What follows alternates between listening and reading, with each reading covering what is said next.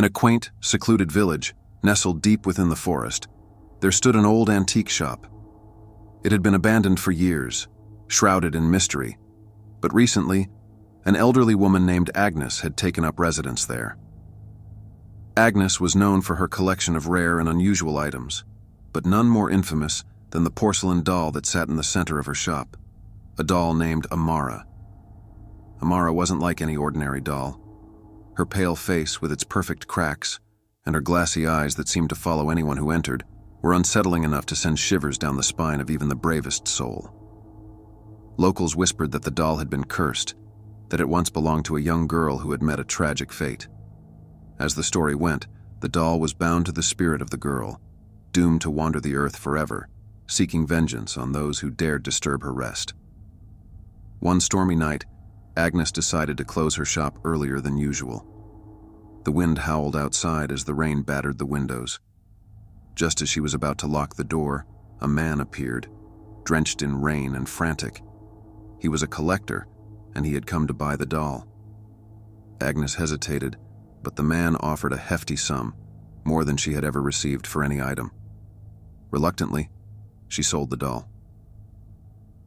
That night, as the man drove home, the rain intensified. His windshield wipers struggled against the deluge. Glancing in the rearview mirror, he swore he saw the doll's eyes blink.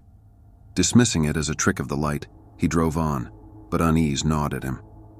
When he finally arrived home, he placed the doll in his study, admiring its craftsmanship. But there was something off about it. The eyes, too lifelike, seemed to shift whenever he looked away.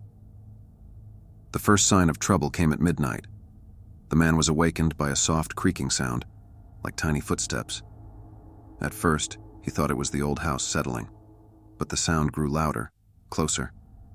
He turned on his bedside lamp and saw the door to his study ajar. Heart pounding, he went to investigate.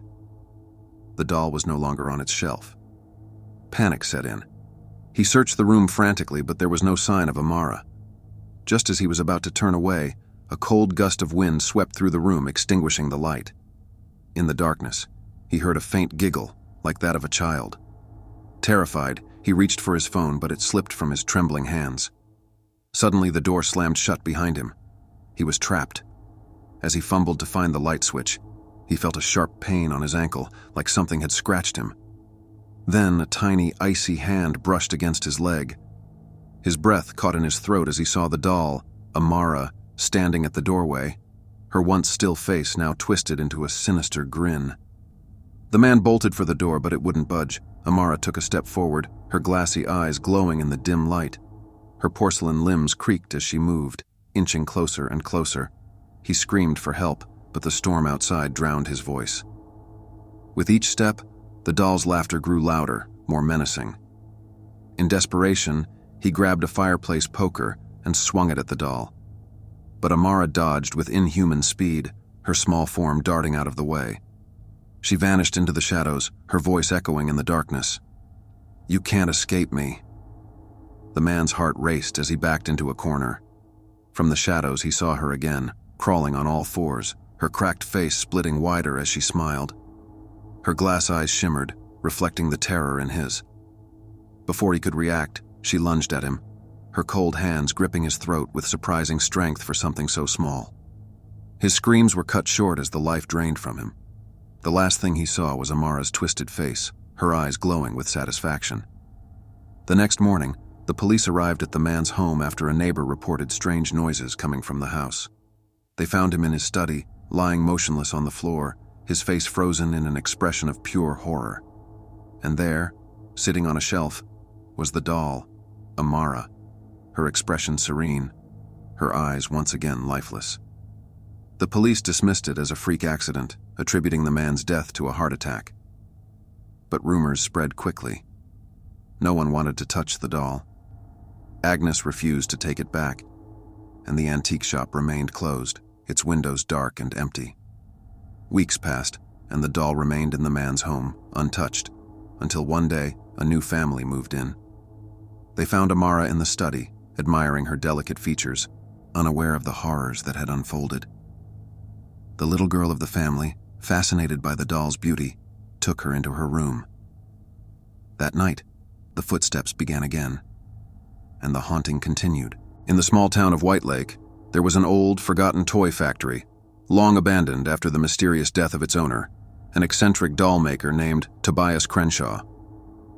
Crenshaw was known for crafting lifelike dolls, each one so detailed and realistic that people said they resembled living children. But after he vanished under strange circumstances, the factory was left to rot. Years later, a group of teens dared each other to break into the factory, rumored to be haunted. Inside, they found dust-covered shelves filled with hundreds of dolls, all staring lifelessly at the intruders. One of the teens, Lily, felt drawn to a particular doll that was unlike the others. It had deep black hair, pale skin, and blue eyes that seemed almost too real. The tag on the doll's neck read, Evangeline. Lily couldn't resist taking the doll home. That night she placed Evangeline on a shelf in her bedroom, admiring the doll's fine craftsmanship. But as the hours passed, strange things began to happen.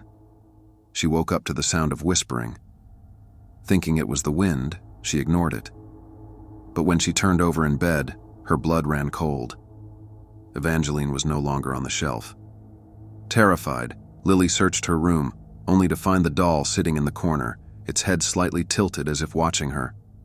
Shaking with fear, she put the doll back on the shelf. But when she woke the next morning, it was lying next to her in bed. Over the next few days, the incidents grew worse. Objects in her room moved on their own, and at night, Lily could hear tiny footsteps creeping across the floor. One evening, she woke to find Evangeline standing on her dresser, staring directly at her, a malicious grin on her once blank face. Lily threw the doll in the trash, but that night, she heard scratching at her bedroom door. When she opened it, there was Evangeline covered in dirt, her glassy eyes locked on Lily's. Frantic, Lily researched the doll and discovered that Tobias Crenshaw had infused his dolls with a piece of his soul. Evangeline was his masterpiece, the one he had loved most, and now, his spirit lived on through her, seeking revenge on those who disturbed her rest. The doll couldn't be thrown away, couldn't be destroyed. It was bound to Lily now, and it was only a matter of time before Crenshaw would come to claim his next victim. In an old Victorian mansion, long forgotten by time, a family moved in, eager to restore it to its former glory. Among the many items left behind by the previous owners was a peculiar doll, seated in a rocking chair in one of the attic rooms. The doll was small, no bigger than a toddler, with faded clothes and large, soulless brown eyes that seemed to follow anyone who entered the room. The youngest child in the family, Emily, was immediately drawn to the doll. She named it Mara and insisted on keeping it in her bedroom. Her parents found the doll unsettling, but they indulged Emily's wishes, unaware of the horrors it would bring. That night, Emily woke her parents with frantic cries. She claimed that Mara had been whispering to her, saying terrible things about the house and the people who lived there.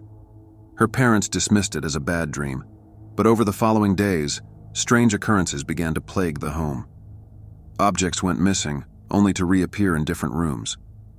Lights flickered at odd times, and there was an ever-present feeling of being watched. Emily became more withdrawn, speaking less and less as her obsession with Mara grew. One evening, Emily's mother walked past her daughter's room and froze. There, standing by Emily's bed, was the doll, no longer inanimate, but upright, staring at the sleeping child with its unblinking eyes.